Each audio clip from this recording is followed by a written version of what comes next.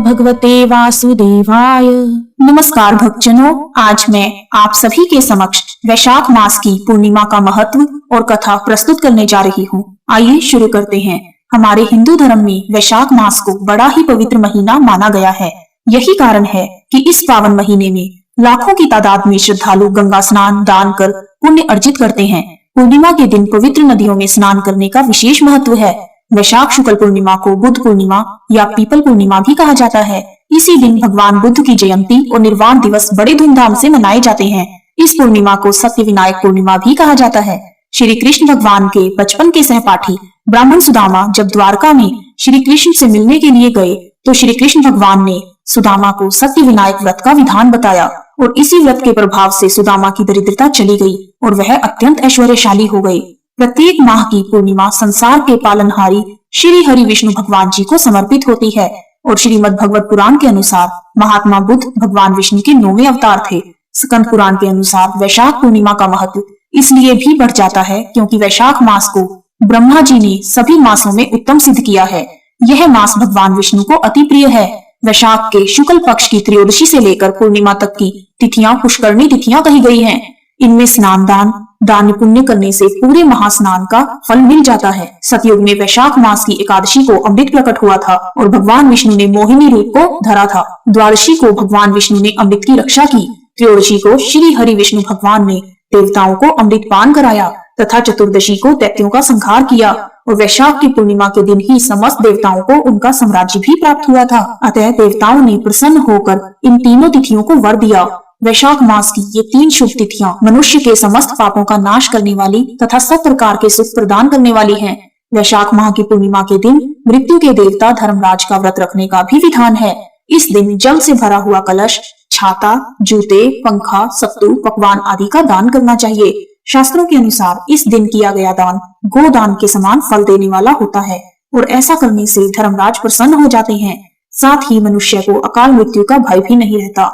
नारद पुराण के अनुसार इस दिन व्रतधारी जितने द्रव्य ब्राह्मणों को दान करते हैं उनको उतने ही शुभ फल प्राप्त होते हैं। आइए अब शुरू करते हैं वैशाख मास के पूर्णिमा व्रत की कथा।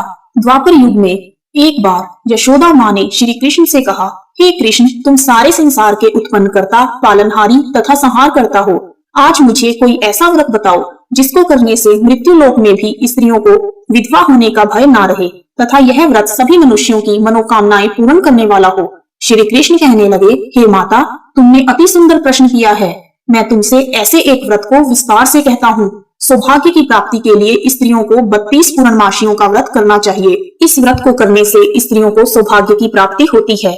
यह व्रत अचल सौभाग्य देने वाला एवं भगवान शिव के प्रति मनुष्य मात्र की भक्ति को बढ़ाने वाला है। यशोदा जी कहने लगी, हे कृष्ण, सर्वप्रथम इस व्रत को मृत्यु लोक में किसने किया था? इसके विषय में विस्तार से मुझे बताओ। श्री कृष्ण कहने लगे, इस भूमंडल पर अनेक प्रकार के रत्नों से परिपूर्ण कातिका नाम की एक नगरी थी। वहाँ चंद्रहास नामक राजा राज्य करता था। उसी नगर में धनेश्वर नाम का एक ब्राह्मण था और उसकी स्त्री अति सुशीला रूपवती थी। दोनों ही उस नगरी में बड़े प्रेम से रहते थे।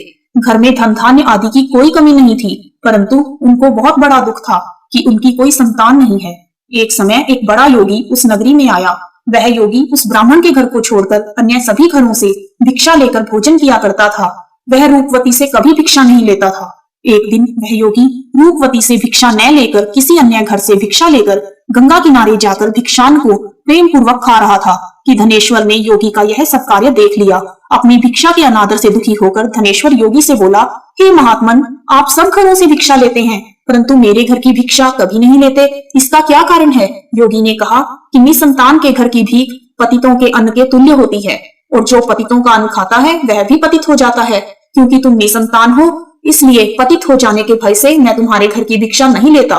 धनेश्वर यह बात सुनकर बहुत दुखी हुआ और हाथ जोड़कर योगी के पैरों में गिर गया और कहने लगा, हे महाराज, यदि ऐसा है तो आप मुझको पुत्र प्राप्ति का उपाय बताइए। आप सर्वज्ञानी हैं, मुझ पर कृपा कीजिए भगवान। मेरे घर में धन की कोई कमी नहीं है, परंतु मैं पुत्र न होने के कारण अत्यंत दुखी हूँ। आप मेरे इस दुख का हरण करें। आप सामर्थ्यवान हैं। यह सुनकर योगी कहने लगे, हे ब्राह्मण, तुम चंडी की आराधना करो। घर आकर उसने अपनी स्त्री से सब वृतांत कहा और स्वयं तप करने के लिए वन में चला गया। वन में जाकर उसने चंडी की उपासना की और उपवास किए। चंडी ने 16वें दिन उसको स्वप्न में दर्शन दिया और कहा, हे धनेश्वर, जा, तेरे घर पुत्र होगा, परंतु वह 16 वर्ष की आयु में ही मृत्यु को प्राप्त हो जाएगा। यदि तुम दोनों स्त्री पुरुष 32 पूर्णमासियों का व्रत विधि पूर्वक करोगे तो वह दीर्घायु हो जाएगा। जितनी तुम्हारी सामर्थ्य हो आटे के दिए बनाकर शिवजी भगवान का पूजन करना, परंतु पूर्णमासी के व्रत 32 होने चाहिए। प्रातःकाल होने पर इस स्थान के समीप ही तुम्हें आम का वृक्ष दिखाई देगा। उस पर चढ़कर तुम एक फल तोड़कर शीघ्र ही अपने घर चले जाना और अपनी स्त्री से सब वृतांत कहना। ऋतु स्नान के पश्चात वह स्वच्छ होकर श्री शंकर भगवान का ध्यान करके उस फल को खा लेगी। तब शंकर भगवान की कृपा से उसको गर्भ हो जाएगा। जब वह ब्राह्मण प्रातःकाल उठा तो उसने एक स्थान के पास ही आम का वृक्ष देखा, जिस पर एक अत्यंत सुंदर आम का फल लगा हुआ था। उस ब्राह्मण ने उस आम के वृक्ष पर चढ़कर फल को तोड़ने का प्रयत्न किया, परंतु वृक्ष पर कई बार प्रयत्न करने पर भी वह चढ़ नहीं पाया। तब उस ब्राह्मण को बहुत चिंता हुई और विघ्न विनाशक श्री गणेश भगवान जी की वंदना करने लगा। हे दयानिधे, अपने भक्तों के विघ्नों का नाश करके उनके मंगल कार्यों को करने वाले, दुष्टों का नाश करने वाले, रिद्धि सिद्धि प्रदान करने वाले, आप मुझ पर कृपा करके इतना बल दें कि मैं अपने मनोरथ को पूर्ण कर सकूं। इस प्रकार गणेश जी की प्रार्थना करने पर उनकी कृपा से धनेश्वर वृक्ष पर चढ़ गया और उसने सुंदर आम के फल को तोड़ लिया। उसने सोचा कि जो वरदान से फल मिला था वह यही है और कोई फल तो दिखाई नहीं देता। उस धनेश्वर ब्राह्मण ने जल्दी से घर जाकर अपनी स्त्री को वह फल दे दिया और उसकी स्त्री ने अपने पति के कहे अनुसार उस फल को खा लिया और वह गर्भवती हो गई। देवी जी की असीम कृपा से उसे एक अत्यंत सुंदर पुत्र उत्पन्न हुआ, जिसका नाम उन्होंने देवीदास रखा। माता पिता के हर्ष और शोक के साथ वह बालक शुक्ल पक्ष के चंद्रमा की भांति अपने पिता के घर में बड़ा होने लगा। भवानी की कृपा से वह बालक बहुत ही सुंदर, सुशील, विद्या पढ़ने में बहुत ही निपुण हो गया। दुर्गा जी की आज्ञानुसार उसकी माता ने 32 पूर्णमासी का व्रत रखना आरंभ कर दिया, जिससे उसका पुत्र बड़ी आयु वाला हो जाए। 16वां वर्ष लगते ही देवीदास के माता पिता को बड़ी चिंता हो गई कि कहीं उनके पुत्र की इस वर्ष मृत्यु ना हो जाए। इसलिए उन्होंने अपने मन में विचार किया कि यदि यह दुर्घटना उनके सामने हो गई तो वो कैसे सहन करेंगे। इसलिए उन्होंने देवीदास के मामा को बुलाया और कहा कि हमारी एक बहुत बड़ी इच्छा है कि देवीदास 1 वर्ष तक काशी में जाकर विद्या अध्ययन करे और उसको अकेला भी नहीं छोड़ना चाहिए। इसलिए साथ में तुम चले जाओ और 1 वर्ष के पश्चात इसको वापस ले आना। सब प्रबंध करके उसके माता पिता ने काशी जाने के लिए देवीदास को एक घोड़े पर बैठाकर उसके मामा के साथ भेज दिया, परंतु यह बात उसके मामा या किसी और से नहीं बताई। धनेश्वर और उसकी पत्नी ने अपने पुत्र की मंगल कामना तथा दीर्घायु के लिए भगवती दुर्गा की आराधना और पूर्णमासियों का व्रत करना आरंभ कर दिया। इस प्रकार बराबर 32 पूर्णमासी के व्रत को उन्होंने पूरा किया। कुछ समय पश्चात एक दिन वह दोनों मामा और भांजा मार्ग में रात बिताने के लिए किसी गांव में ठहरे हुए थे। उस दिन उस गांव में एक ब्राह्मण की अत्यंत सुंदर, सुशीला, विदुषी और गुणवती कन्या का विवाह होने वाला था। जिस धर्मशाला के अंदर वर और उसकी बारात ठहरी हुई थी, उसी धर्मशाला में देवीदास और उसके मामा भी ठहरे हुए थे। संयोगवश कन्या को तेल आदि चढ़ाकर मंडप आदि का कार्य किया गया तो लगन के समय वर को धनुर्वात हो गया।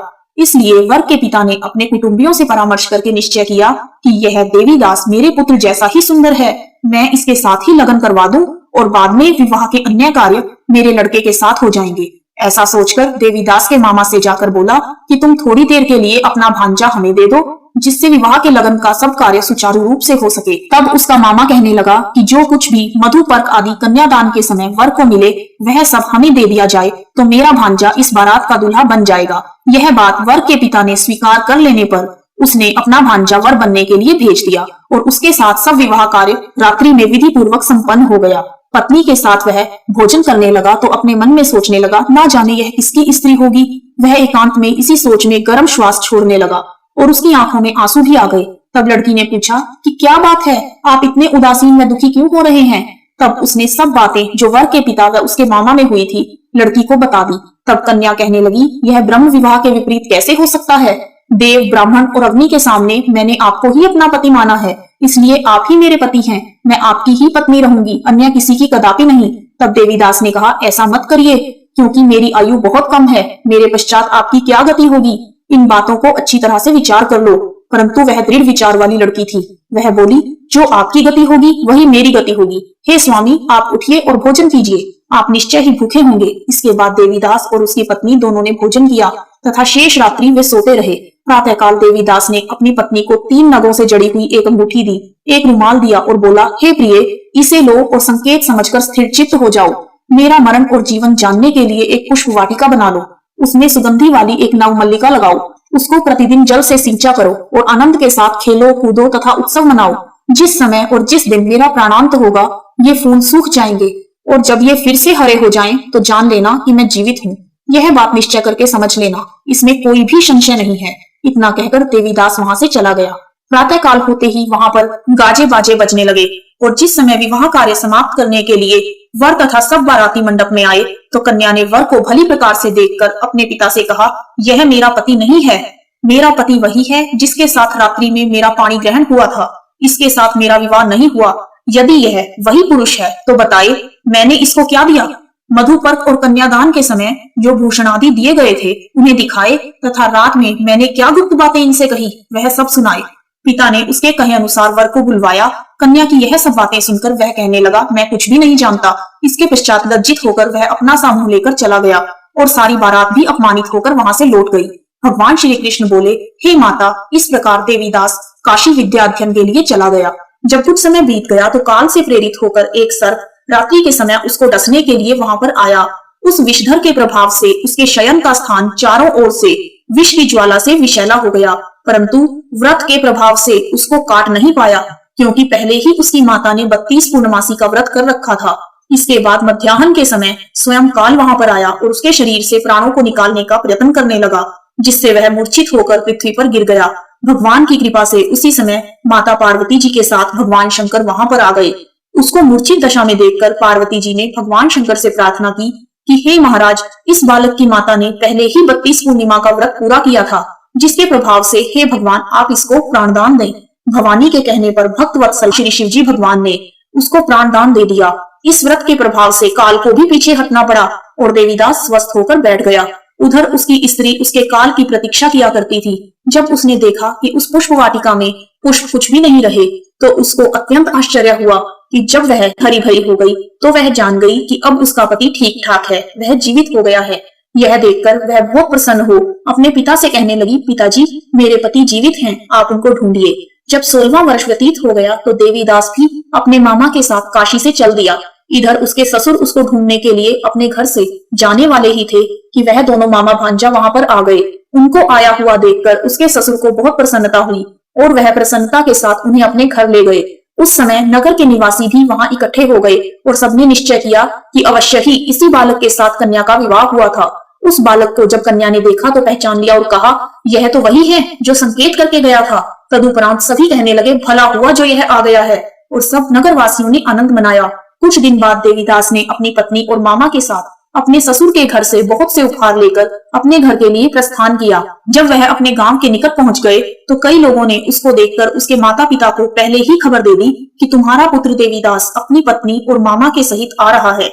ऐसा समाचार सुनकर पहले तो माता पिता को विश्वास ही नहीं हुआ, परंतु जब और लोगों ने भी आकर यही बात उन्हें बताई तो उनको बड़ा आश्चर्य हुआ। लेकिन थोड़ी देर में देवीदास ने आकर अपने माता पिता के चरणों में अपना सिर रखकर प्रणाम किया और उसकी पत्नी ने अपने सास ससुर के चरणों को स्पर्श किया तो माता पिता ने अपने पुत्र और पुत्र वधू को अपने हृदय से लगा लिया और दोनों की आंखों में प्रेमाश्रु बह चले। अपने पुत्र और पुत्र वधू के आने की खुशी में धनेश्वर ने बड़ा भारी उत्सव किया और ब्राह्मणों को दान दक्षिणा देकर प्रसन्न किया। श्री कृष्ण भगवान कहने लगे, इस प्रकार धनेश्वर 32 पूर्णमासियों के व्रत के प्रभाव से पुत्रवान हो गया। जो भी स्त्रियां 32 पूर्णमासी के इस पावन व्रत को करती हैं, वे जन्म जन्मांतर में वैधव्य का दुख नहीं भोगती और सदैव सौभाग्यवती रहती हैं। यह व्रत पुत्र पोत्रों को देने वाला तथा संपूर्ण मनोकामनाओं को पूर्ण करने वाला है। इस प्रकार वैशाख मास की पूर्णिमा व्रत कथा पूर्ण हुई। गणेश भगवान की जय, बोलो शिव शंकर भगवान की जय, माता पार्वती की जय, श्री विष्णु भगवान की जय।